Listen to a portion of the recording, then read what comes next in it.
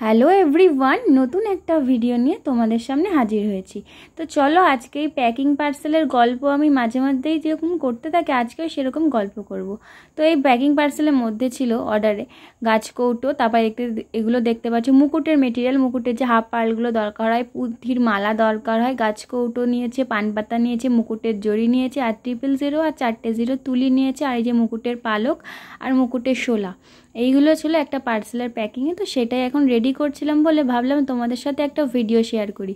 ফোনের স্টোরেজের যে অবস্থায় ভিডিও শ্যুট করতে করতে ফোনের স্টোরেজ গেছে ফুল হয়ে, তাই প্রত্যেকটা পার্সেলের ভিডিও কমপ্লিট করে শ্যুট করে হয়ে ওঠা হয় না।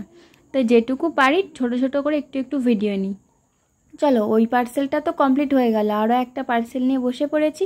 এই ট্রান্সপারেন্ট পেপারগুলো মুকুটের সাপোর্টিং পেপার হিসেবে কাজে লাগাতে পারো বা প্যাকিং পেপার হিসেবেও অনেকে কাজে লাগায়।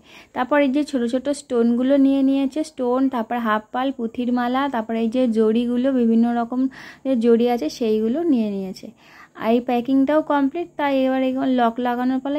লক করে পুরো সিকিওর করে এবার চলে গেছি পার্সেলগুলোর জন্য প্রিন্ট আনতে।